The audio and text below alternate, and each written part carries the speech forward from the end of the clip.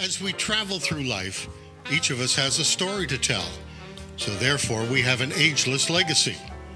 Our show will focus and reflect on the stories from men and women who have reached the mature age of 50 plus in life and wish to share their journey from then till now.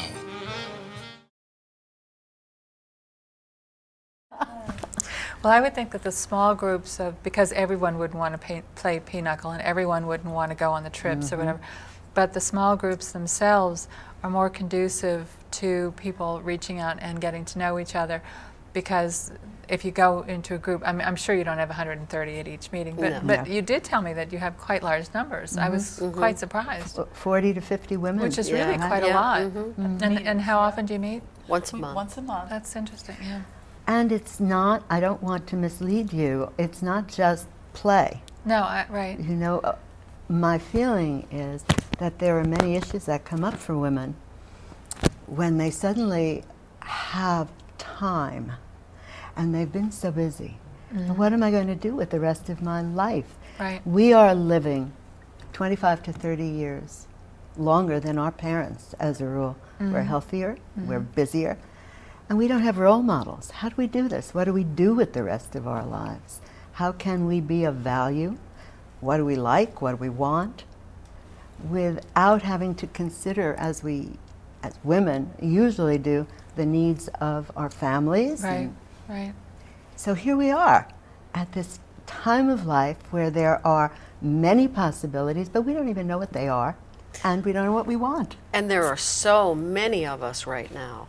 You know, the baby boom generation is redefining, as they have redefined everything. Right. And I think this is another aspect of that, that's happening.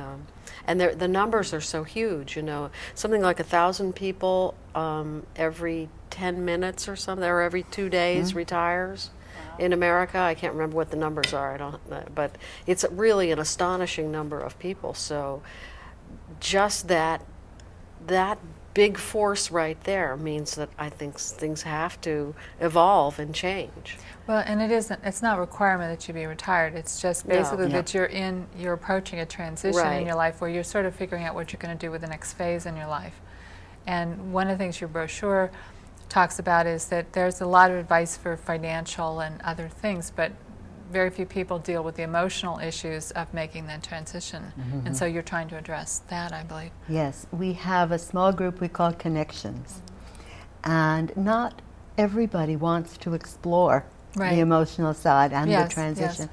But the women who do are really motivated to look at themselves and who they are and what they love and what they want. And Fran can speak to this because Fran is a member of Connections.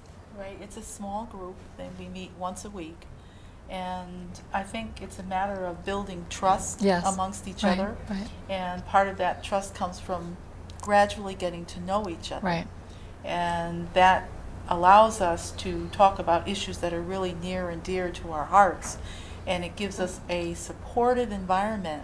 Some issues are very touchy, and they're difficult at times to talk about, but in this small group that meets regularly and we get to know each other, we trust each other, and we can talk about issues that are really important to us. And it's very, very helpful. I've been in the group three times, and I just really get a lot out of it. You get out just as much as you put in, because every member is learning from every other member. So it's very dynamic. And that's really a word that I can use even for our group. It's not static at all. It's very vibrant and alive. And I think that's what makes it so wonderful for me, because there's so much opportunity to get involved in so many different things. And like you say, not everyone wants to play pinochle, or everyone wants to go to a movie or whatever. But all you need is 2 or 3 people. Really one other. And that's a group. So that's all you need. And it's wonderful. And it's funny because it's not only whether or not you're single, but also a lot of married couples who may not, you know, you might like to do something other than your husband, and he might want to play golf or whatever. And so you do have to go out and get friends who want to do the same things you are. And it's not always that easy to find friends who want to do the same things you do, because they may be your friends, but they may not have the same interests that you do. Right. Or that some of them are still employed. Yes. Time schedules are very different. Yes. And now, we started this before the recession. Yes. Now, people are being retired not because they want to retire, but because they've lost their jobs. Right. The stresses are enormous, and being able to support the people who are suddenly finding themselves with all this time and space, also financially, emotionally, in so many ways, are needing input and friendship and don't know where to get it. Right.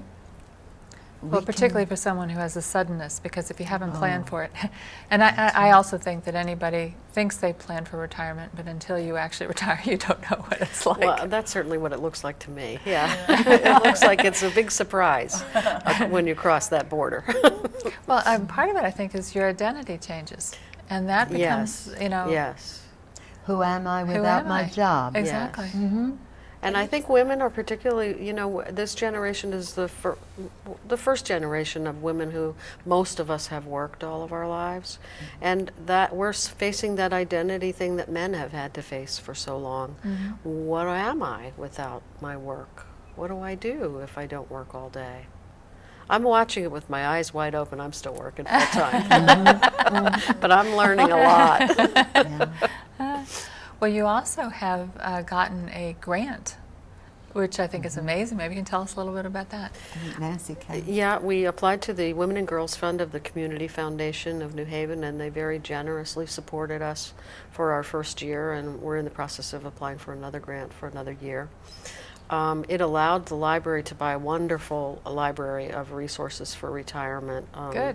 Yeah, so we have lots of books on all kinds of aspects of retirement, the financial and the emotional and the health issues. And in addition to books, we got lots of books on CD and some DVDs too. So that was a really wonderful thing that they did. Usually when someone gives some sort of a grant like that, it's because it's for a specific project. And did they see you as being a model for other towns doing something similar? I suspect that they probably did. I mean, yeah, it certainly is in the air. We went to something in Orange the other night. The Orange Library just started a little 50-plus center where they have information in the library, and they're going to be doing some programming as well. So I think that probably the Community Foundation looked at us and said, they have their finger on something.